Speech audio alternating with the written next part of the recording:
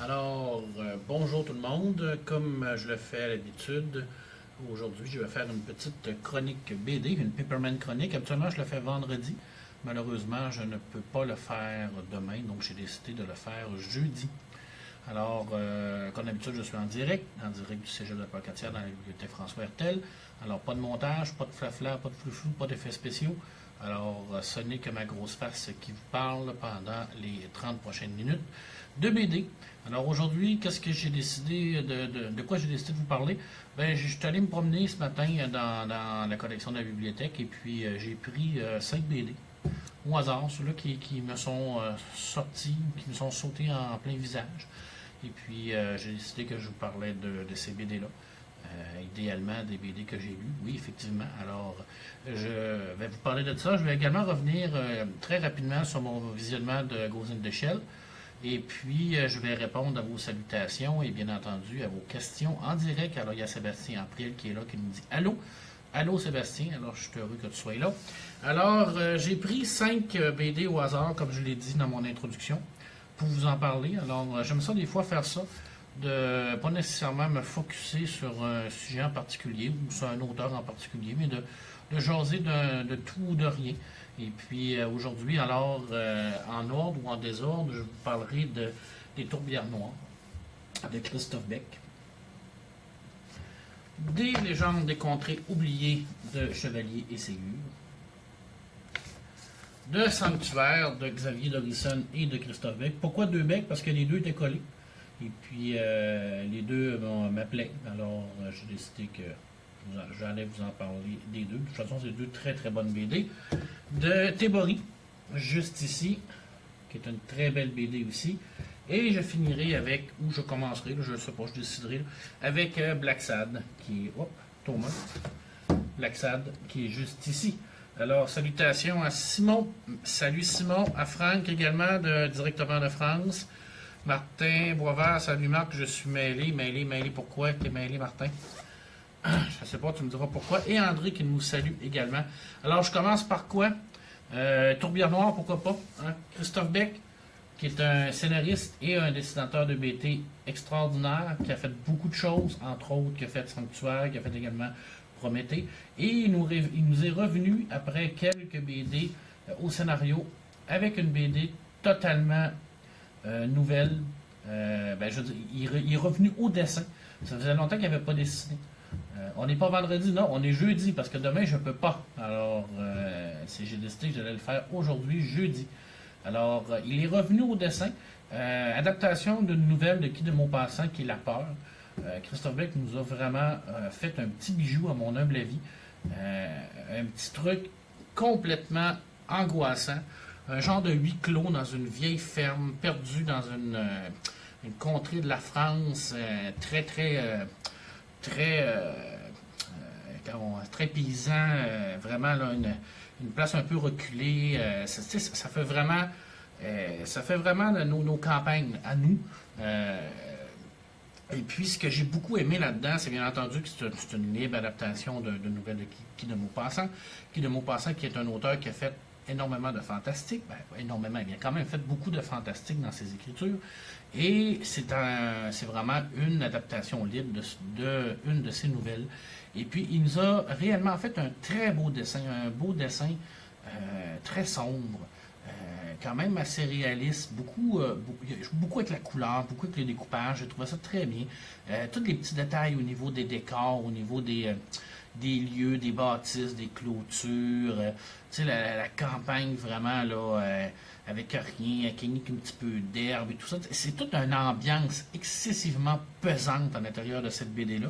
Et puis, ça va rajouter au scénario, qui est une histoire fantastique, qui est à la base. Je ne veux pas trop non plus en parler. On est vendredi chez vous. Non, on est jeudi, mais vendredi, je peux pas. Alors, je le fais jeudi.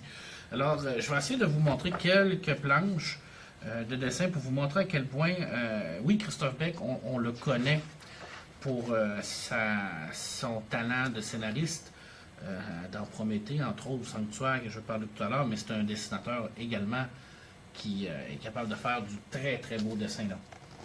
On voit vraiment là, la texture du dessin, les couleurs, les petits détails dans les roches, Je veux dire, pour moi, c'est vraiment là, très, très bien fait. Là. Les herbes, et moi, j'adore le ciel, l'effet de lumière sombre. On a vraiment l'impression d'être en automne. C'est vraiment super bien écrit, super bien fait. Et puis, je ne vais pas trop en dire sur l'histoire, mais je peux vous lire c'est superbe, oui, c'est vraiment superbe. Je peux vous lire la 4e de couverture. Ça va vous donner une idée de ce que c'est. Encore là, je suis obligé de sortir mes lunettes. Alors, je suis un Stormtrooper avec lunettes, donc normalement, je devrais être capable de bien tirer. Antoine est un jeune photographe qui parcourt les tourbières de l'Aubrac. Alors, peut-être que Franck, qui vient de la France, pourrait nous dire où se situe l'Aubrac. À la recherche de clichés inédits, il est surpris par la nuit et tombe par chance sur une vieille ferme fortifiée où il demande le gîte. Le propriétaire Baptiste, vieil homme bourru, a l'air de cacher un lourd secret de famille. Et quelque chose semble rôder autour de la ferme. Mal à l'aise, Antoine hésite à rester quand la sublime fille de Baptiste, et elle est vraiment sublime, fait son apparition, Mélodie, à la beauté aussi envoûtante que les landes de l'Aubrac. Si lui, c'est une pourriture, il est là. Quoi? Qu'est-ce qu'il y a dehors? Une âme damnée revenue d'entre les morts. J'en dis pas plus parce que la 4e de couverture nous dit vraiment de quoi ça va parler. Et si vous voulez partager le direct de PayPal, ça serait bien gentil. Mais merci Franck, c'est vraiment très gentil. Mais vous savez, moi, je ne fais pas réellement ça non plus pour avoir 12 500 000 vues. J'ai pas l'intention de devenir un professionnel YouTuber ou Facebooker. Je fais ça pour vous parler à vous et surtout pour moi, pour en parler. Souvent, je me sens seul quelquefois. Je lis un paquet d'affaires et je me dis, est-ce que je suis le seul au Québec à lire ça? Et puis, ça me fait du bien de vous parler et de voir que non, je ne suis pas le seul à lire des BD franco-belges. Hein? Ça me rassure, ça me réconforte. Alors, vous êtes comme des gens qui me réconfortent aujourd'hui. Alors, une très belle BD, très très belle BD, publiée chez Clénat, donc franco-belge en album de Christophe Beck. Moi, l'année passée, quand je l'ai lu, je l'avais mis dans mon top 10 des BD que j'avais lu. Bon, c'est sûr que c'est toujours une appréciation personnelle, ce qu'on en fait, mais pour moi, c'est vraiment une belle BD, beau dessin, beau découpage, des belles couleurs, une belle adaptation, et puis c'est un must pour moi, là, vraiment 2016, là, honnête. Là. Puis c'est l'ambiance, hein. C'est vraiment Christophe Beck qui est capable de nous créer une ambiance vraiment très, très sombre. On n'a pas le goût d'aller là. Tu sais, quand on lit cette BD-là, La Ferme, tu sais, je sais pas c'est où l'Aubrac, là, mais j'ai pas le goût d'y aller. Là. Après avoir lu ça, j'ai vraiment pas le goût d'aller là, là. Ça a l'air donnant, mais total. Là. Mais c'est vraiment, là, c'est ce qui fait la force d'un scénariste et d'un dessinateur, c'est d'être capable de tout prendre ces petites choses-là qui vont faire en sorte de nous rendre une histoire angoissante. Et puis, ça va, bien entendu, on va l'apercevoir par les dessins, on va le voir par le dessin, mais on va également le comprendre par le texte, par le scénario. C'est ce qui fait la force de la BD. T'sais. En plein le genre d'endroit que j'aimerais visiter, qui me dit Sébastien, oui, effectivement, tu irais visiter ça, mais tu sais, la dernière fois que tu es allé visiter une maison hantée, tu sais qu'est-ce qui est arrivé, hein? C'est un insight entre Sébastien et moi. C'est pas plus grave que ça. Je vais garder lui pour la fin, parce que je vais garder mon ami Franck jusqu'à la fin. Et de toute façon, j'aurais même pas besoin d'en faire pas la critique, mais le présenter. Je vais tout simplement vous lire ce que Franck m'a écrit tout à l'heure sur les légendes des contrées oubliées. Et puis, vous allez voir à quel point la poésie de M. Brisson est capable de bien résumer cette œuvre légendaire qui est les légendes des contrées oubliées. Alors, je vais le mettre de côté. Je vais continuer avec Tébori. Tébori, j'ai vraiment beaucoup aimé ça. Robledo au scénario et Toledano au dessin, Targo, 2 tomes. Alors ça, c'est le tome 1. Ce que j'ai aimé au niveau de Tébori, c'est je dois quitter pour le travail. Tes coups de cœur jeunesse, c'est quoi? Mes coups de cœur jeunesse, tu veux dire dans le franco-belge jeunesse, qu'est-ce que j'ai le plus aimé? Vraiment dans le franco-belge jeunesse, ben moi je suis un enfant de Franquin, je suis un enfant de Gaston, je suis un enfant de Gottlieb, je suis un enfant de Payot, je suis un enfant de Maurice. Alors c'est sûr que tous ces merveilleux classiques franco-belges qu'on peut considérer comme jeunesse, bien que souvent il y a beaucoup de deuxième degré, surtout dans Maurice.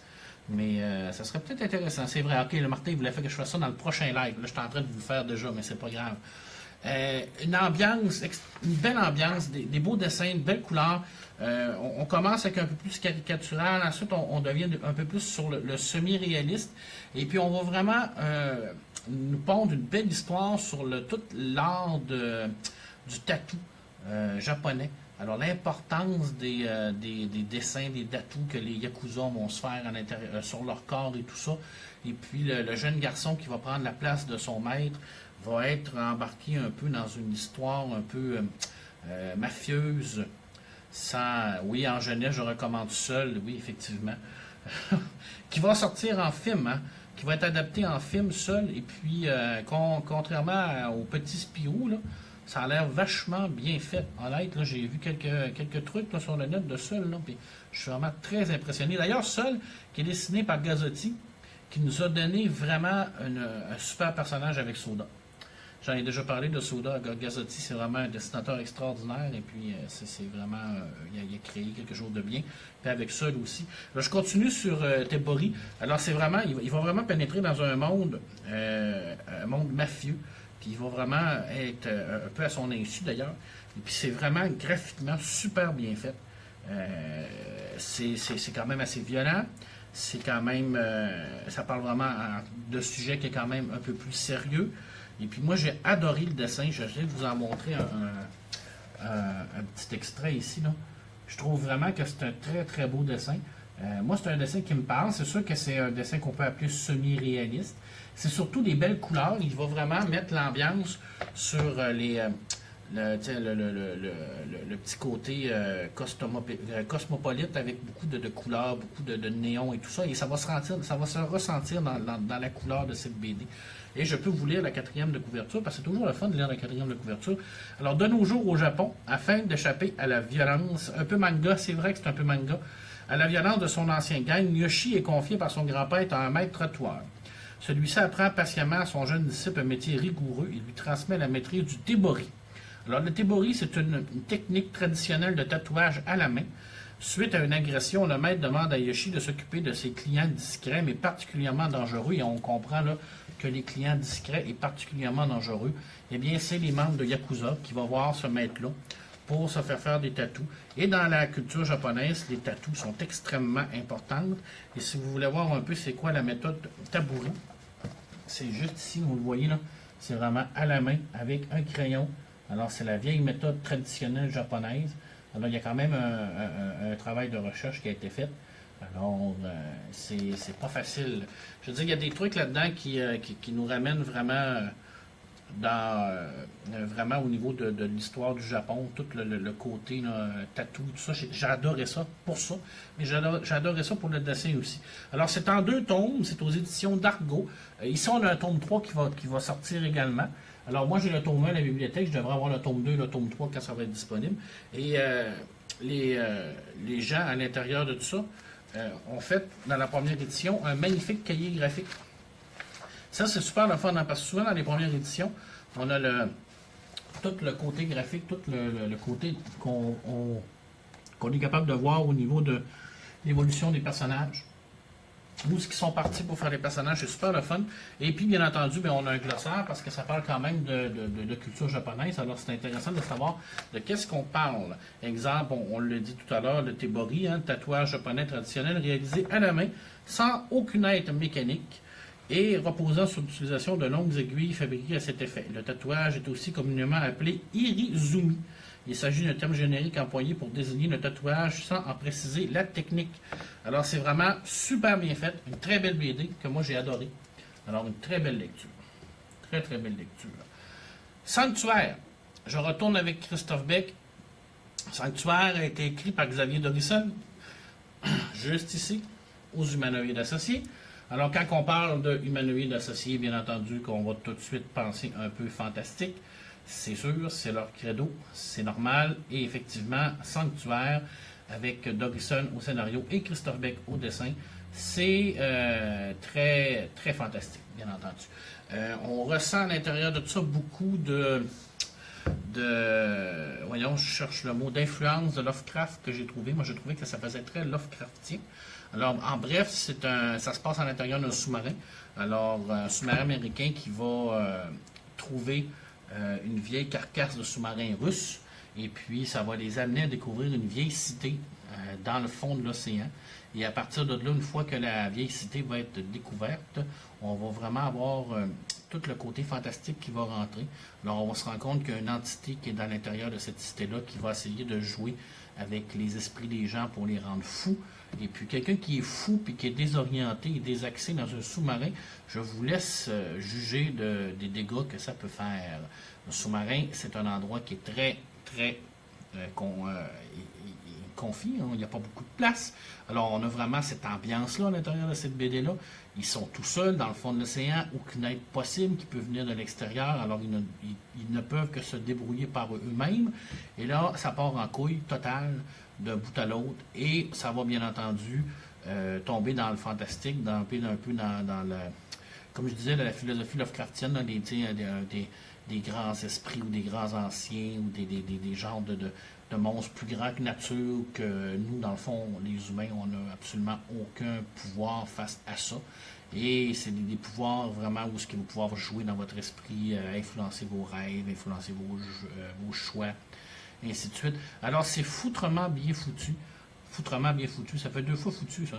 Bien dessiné également par Christophe Beck. J'ai beaucoup aimé, encore une fois, il va vraiment jouer avec l'ambiance. Hein? Alors, on va jouer dans le découpage, on va jouer dans la noirceur, dans la gestion des couleurs, dans la gestion de la lumière.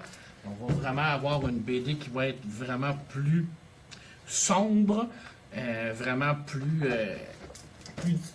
pas difficile à lire, mais tu sais, je veux dire, c'est pas plageois, là. On s'entend qu'ils sont dans le fin fond de l'océan, là. Il n'y a pas des spots de lumière partout, là. Alors c'est normal que toute l'ambiance soit vraiment très sombre, très angoissante, encore une fois, cette BD-là. Et ça, c'est normalement, c'est en 3 tomes. Le tome 1 qui est l'USS Nebraska, le tome 2 qui est le Puits des Abîmes, et le tome 3 qui est Mott.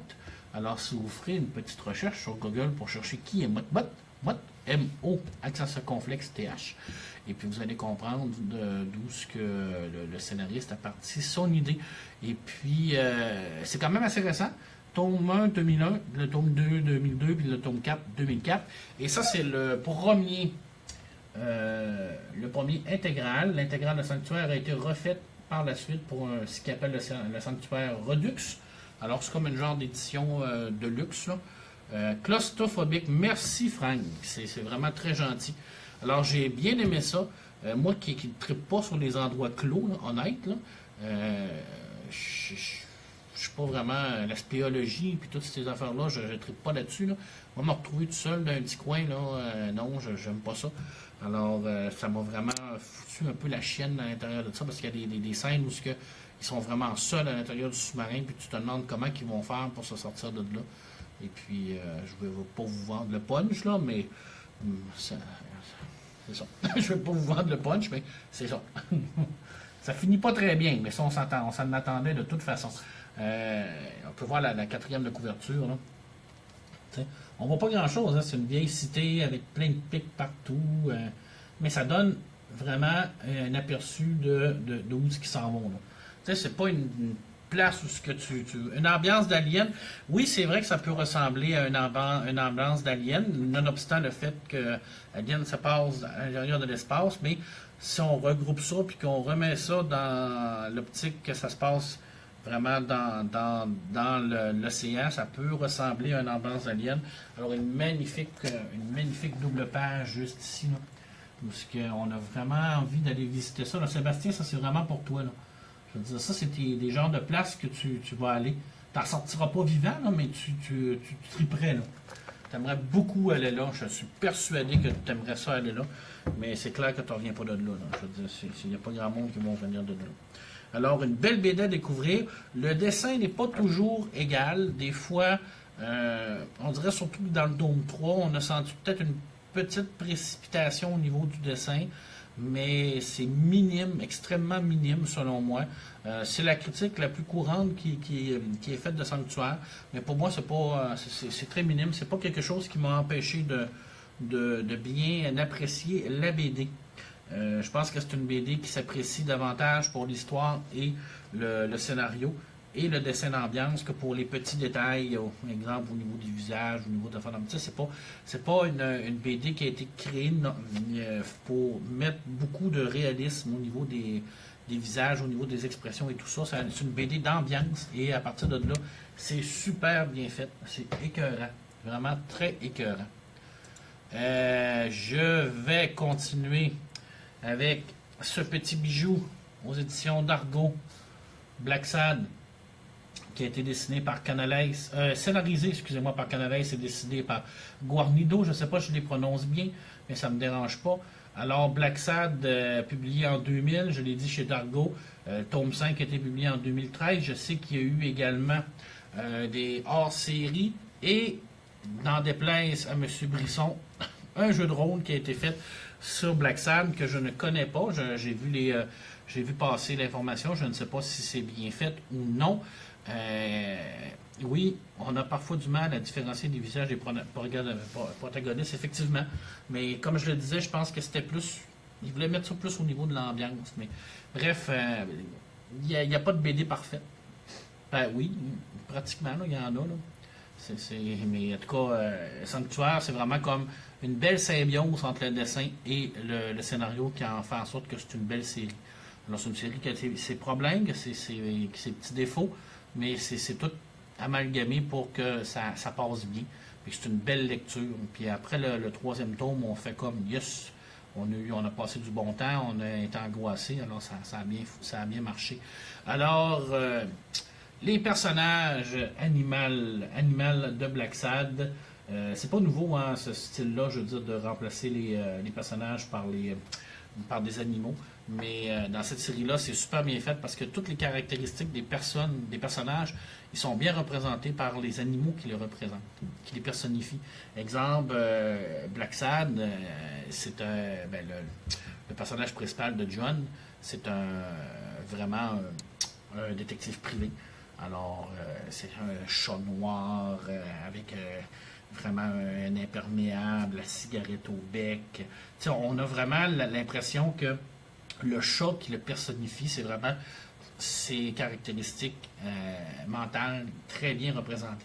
Je veux dire, c'est quelqu'un qui est sournois un peu, élancé, très agile, très intelligent, parce que c'est tout représentatif des caractéristiques des animaux. Par exemple, le coach dans le premier, quand il va dans le gymnase, il va rencontrer Jack. Jack qui est un coach de boxe. Alors, c'est un gros gorille, vraiment très, très musclé, très développé. Tout est bien représenté. Tout est travaillé vraiment pour que tous les animaux à l'intérieur de ça qui représentent les personnages sont tous à la bonne place.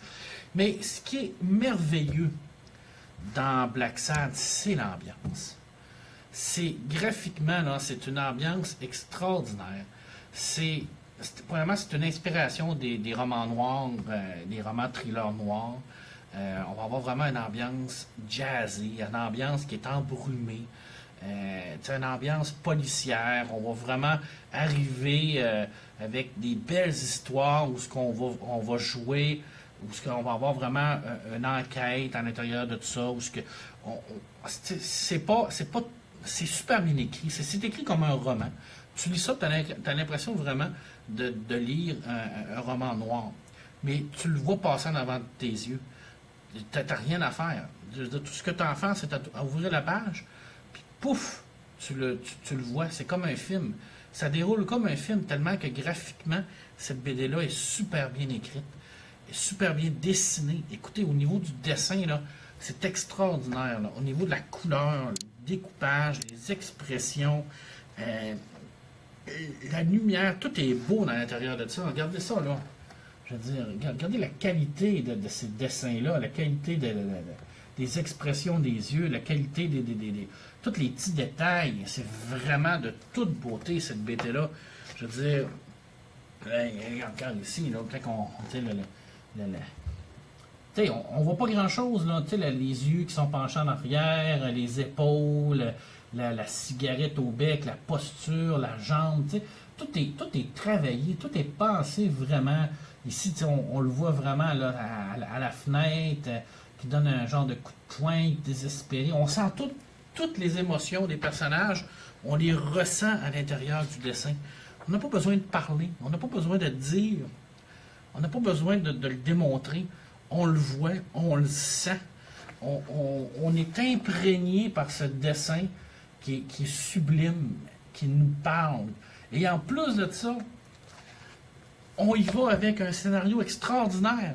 On y va avec des dialogues, une histoire qui se tient, une cohérence au niveau de tout ça. Alors, on a les deux côtés qui sont pratiquement parfaits, qui vont fusionner ensemble, puis qui nous a donné une série de 5 BD qu'on en voudrait plus, on en voudrait 20, on en voudrait 30, on en voudrait 50. Il y a plein de messages qui passent. Frank qui me dit le dessinateur est un ancien du studio Disney. Je ne le savais pas. Merci Frank. Vincent qui me dit bel emploi des animaux. C'est vraiment super. Simon qui me dit j'ai adoré Black Sand. Qui ne l'a pas adoré, honnêtement? Je ne connais pas personne qui ne l'a pas adoré. Lui, il est faux, mais on le sait dès le départ. Oui, mais c'est on a des personnages ils n'ont même pas besoin de parler, puis on sait vraiment que c'est des salauds, là, la pire espèce à l'intérieur de ça. Là. Moi, j'ai vraiment un petit coup de cœur pour le tome 4, je me souviens bien, qui est le tome qui se passe au niveau de... C'est-tu le tome 4? L'enfer et le silence, c'est le tome 4, vraiment, qui se passe au niveau de la Nouvelle-Orléans, qui va nous parler vraiment de Black Sad, qui va aller chercher un de ses anciens copains, musicien, jazz, héroïnomane. Alors, on retombe vraiment dans le passé, on retourne vraiment dans cette ambiance jazz-là, dans cette ambiance de studio, de bar.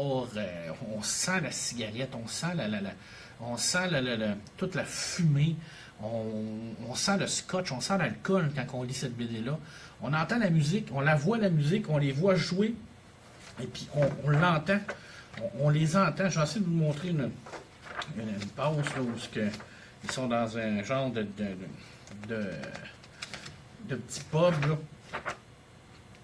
Et puis, je veux dire, on les entend, on les perçoit.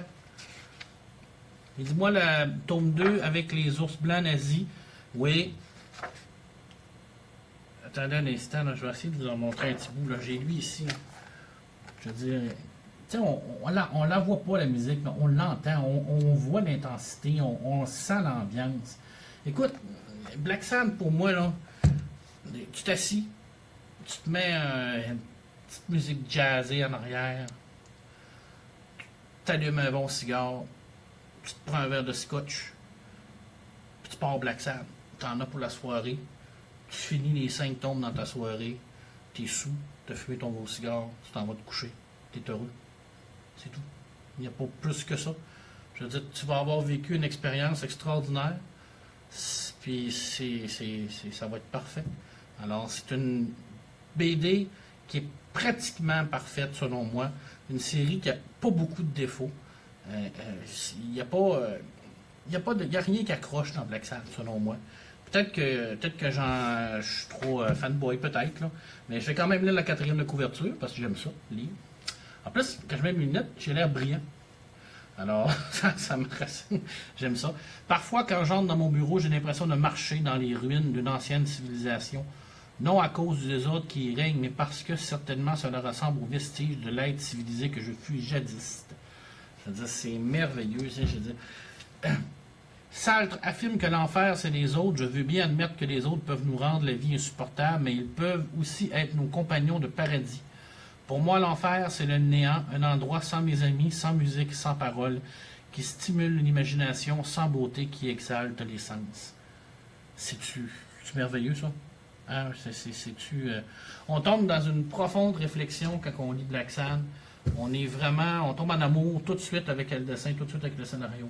Et on en veut plus. Alors, si vous avez une belle série à lire cette année que vous ne l'avez jamais lue, courez chez votre bibliothèque, empruntez ça, et puis, ou achetez-les, c'est vraiment pas très cher. On parle à peu près d'une vingtaine de dollars, 20-25 $ par BD, c'est une belle série.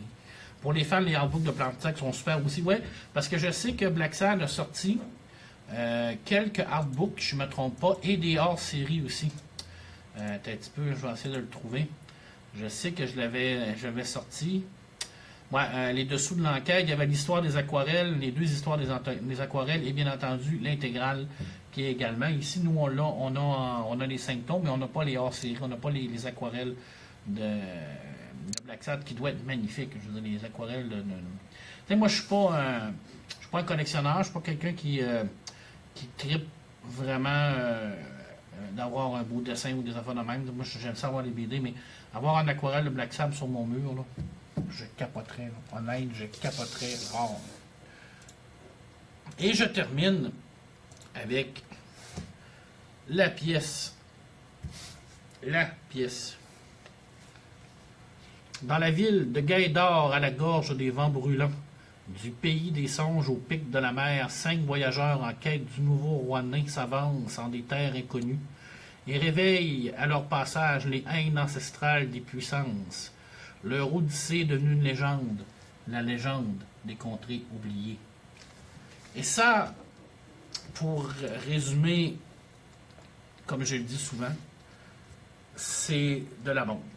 Il n'y a pas d'autre mot. C'est magique. C'est totalement rempli de magie.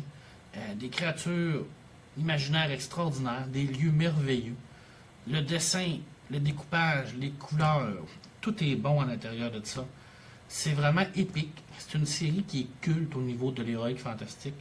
C'est une série qui, bien entendu, on sent beaucoup des influences des grands auteurs de l'héroïque fantastique à l'intérieur de cette BD-là. Et c'est tant mieux, mais c'est vraiment une histoire à part, une histoire originale que Chevalier et Ségur nous ont donnée. Et c'est vraiment considéré présentement comme une série de base de l'héroïque fantastique.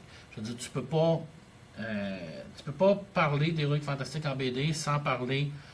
J'ai parlé de, bien entendu, la dernière fois, j'ai parlé de l'Enfeuse de Troie, c'est correct, ça en fait partie, l'Enfeuse de Troie, ça vient augmenter le petit côté, mais la légende des contrées oubliés, on parle d'une série qui a été écrite de 87 à 92, et c'est chez Delcourt, hein, c'est scénarisé par Chevalier et Thierry Ségur, qui n'ont pas fait grand-chose, hein. Honnêtement, après les légendes des contrées oubliés, on les a un peu oubliés, c'est désolant, parce que le niveau technique et le niveau scénaristique de cette BD-là est extraordinaire. On n'aurait pas à en prendre plus. Je sais qu'elle a été adaptée en jeu de rôle aussi, un jeu de rôle qui est extrêmement difficile à trouver. J'ai eu une discussion fort intéressante avec mon ami Franck là-dessus, et puis je pense que je vais rien que lire des petits passages qu'il m'a indiqués. Alors, et puis ça va vous donner un peu l'idée de ce que c'est. Alors... légende des trilogies des contes, des gens oubliés, une série dark fantastique, c'est vrai parce qu'il y a quand même un petit côté dark à l'intérieur de ça. Je veux dire, le principal antagoniste, le prononcer, là, c'est vraiment difficile. C'est Snis, je ne sais pas comment il se prononce, Snis, alors c'est SSI, à circonflexe N, qui est une puissance maléfique.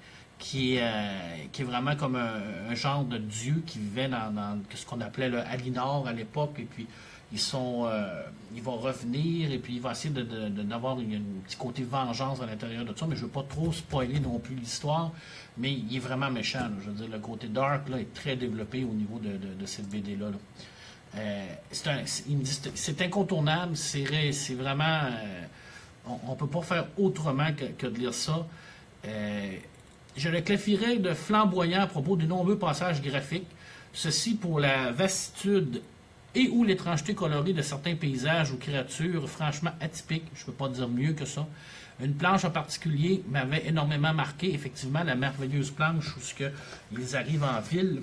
Alors, on va vous la montrer, cette planche-là, parce qu'on a du temps. Et puis, on est là. Alors, regardez ça ici. Je ne sais pas si on peut bien la voir, là, la merveilleuse planche, là. Alors, on va essayer de rapprocher la ville, là. Alors, pas de texte, pas de scénario, un petit carré en haut pour nous dire, voilà, on arrive à la ville, et puis tout le dessin parle par lui-même. Toute la merveilleuse ville, la grandeur de la ville, toute cette ville-là. Pour citer mon ami Franck, il dit, on situe tout de suite l'immensité de la ville. Et effectivement, on voit cette ville-là, on sait déjà que c'est super gros. Sa beauté, son ultra-violence qui peut être irrégnée, c'est immersif. Effectivement, c'est immersif. On voit le dessin, on a l'impression de tout connaître de cette ville-là d'un seul coup d'œil. Et puis, on a l'impression, on a envie d'y aller, mais en même temps, on se dit, oh, ça doit être...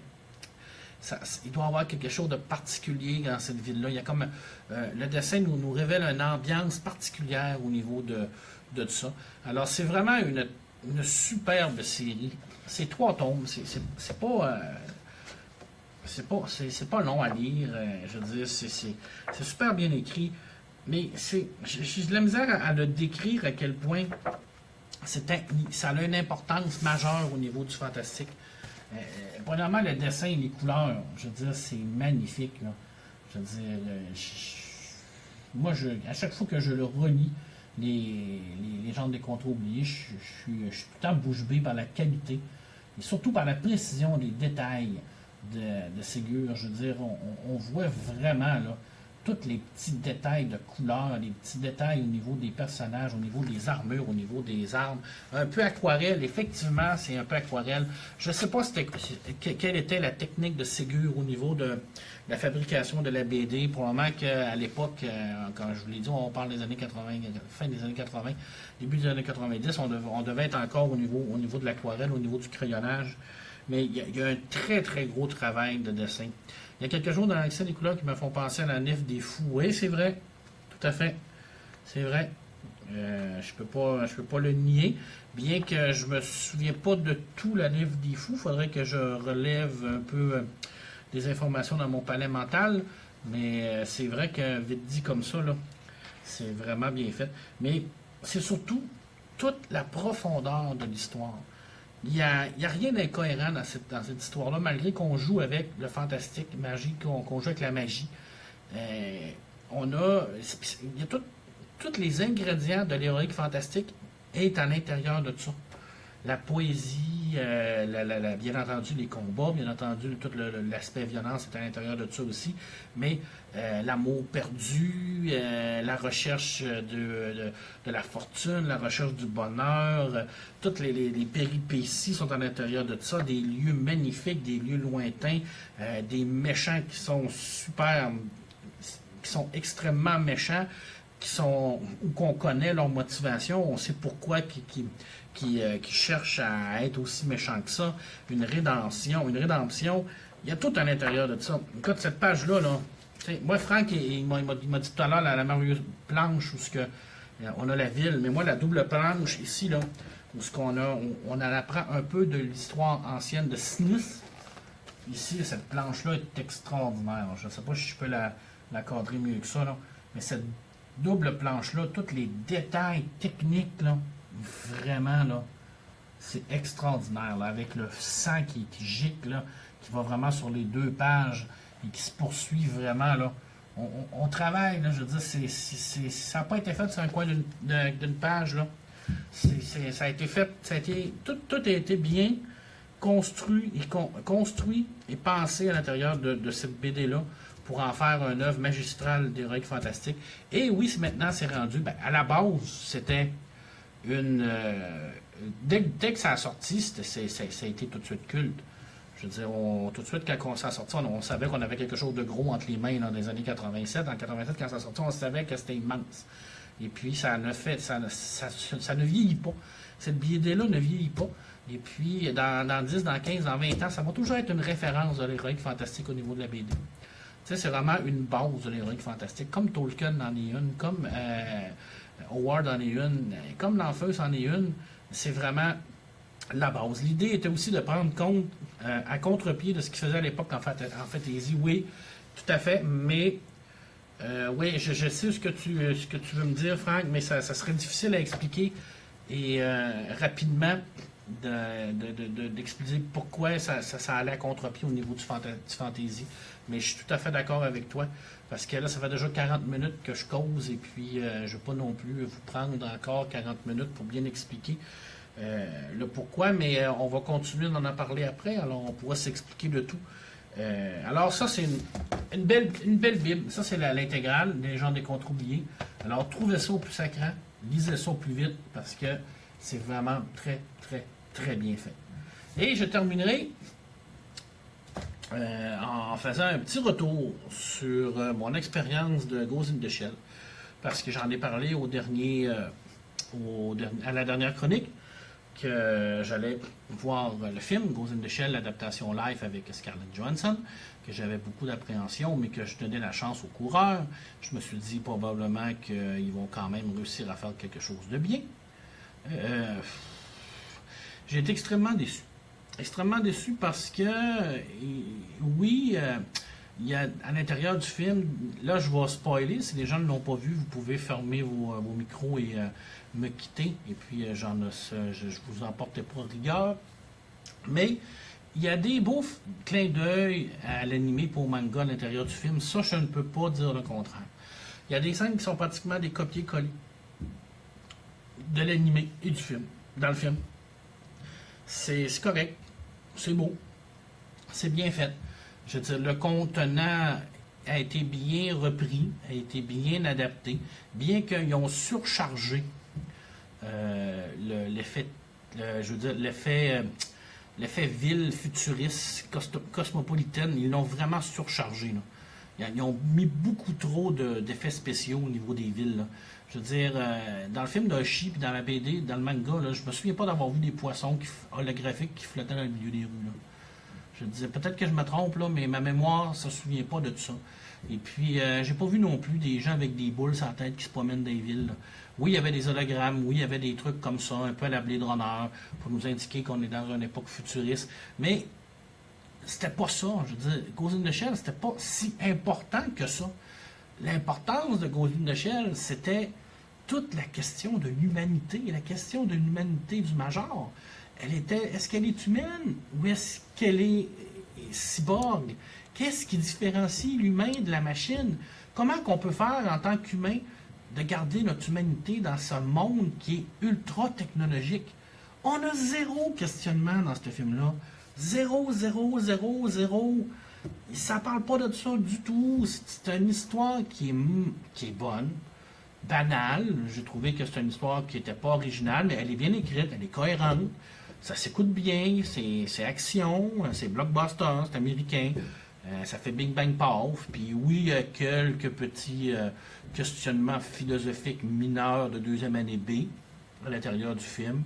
Mais c'est vraiment très, très mineur. On effleure à peine la substance profonde de l'œuvre de Ghost in the Shell.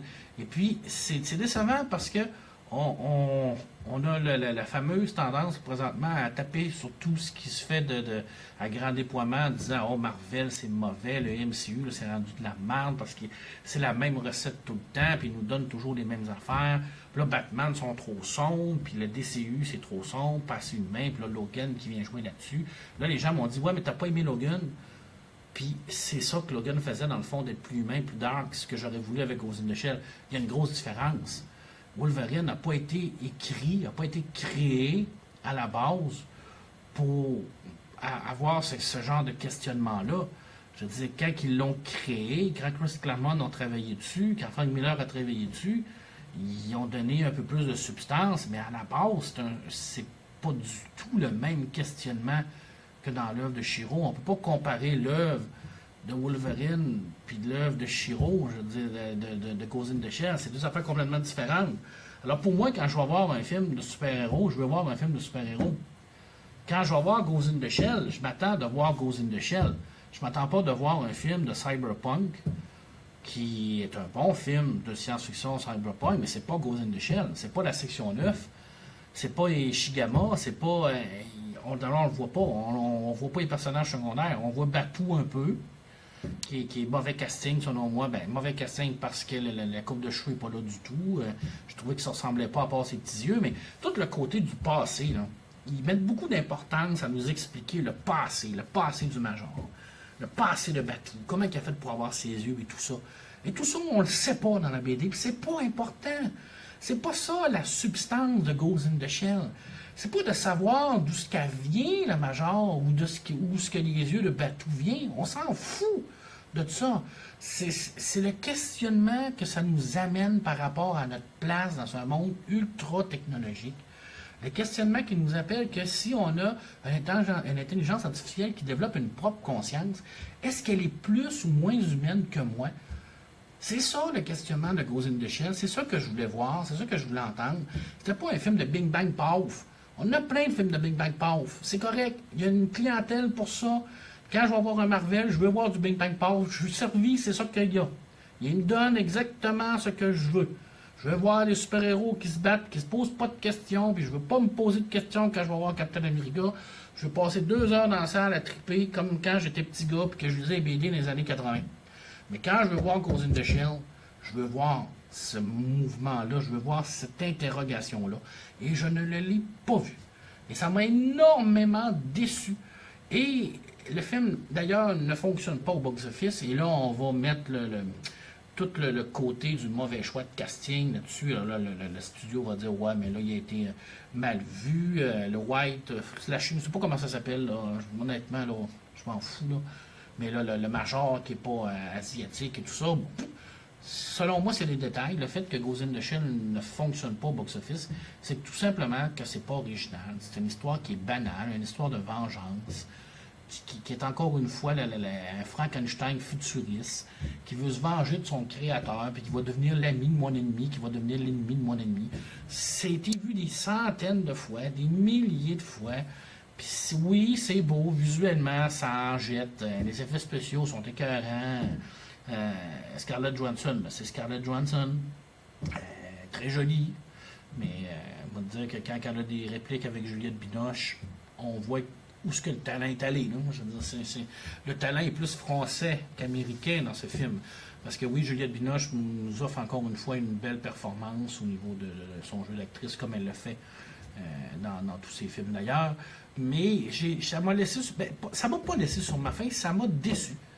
Ça m'a pas mis en maudit, mais ça m'a déçu. Alors, je vais garder quand même un bon souvenir de ce film-là parce que j'étais avec des amis. Puis que ça m'a permis de me divertir. Et d'ailleurs, je vais terminer avec ça parce que normalement, c'est censé être un divertissement. Et je suis sorti de là, j'étais en beau maudit parce que je me suis dit qu'ils n'ont pas vraiment respecté l'œuvre de Shiro, puis de Hoshi non plus. Puis encore là, c'est pas l'œuvre de Hoshi. Hein. Hoshi, oui, il a fait un super beau film animé, mais ça reste que c'est l'œuvre de Shiro. Je veux dire, c'est Shiro qui est à la base de tout ça. Puis là, je me suis dit, bon, je vais encore chialer, le monde va encore me dire que je trouve grognon, que je chiale tout le temps, que j'apprécie rien, puis que je suis méchant. Bref, que je suis comme Vincent. Mais je me suis dit que dans le fond, ça m'a diverti. Je suis sorti de là, j'étais quand même diverti. Et puis, c'est pas ça, normalement, le but d'un film. Je pense que oui. Alors, dans ce cas-là, je pense qu'ils ont réussi leur coup. Mais ça va-tu donner le goût aux gens d'en connaître plus sur Ghost in the Shell? Si c'est le cas, merveilleux, mais en tout cas, moi, ça m'a pas donné le goût de festoyer après ce visionnement.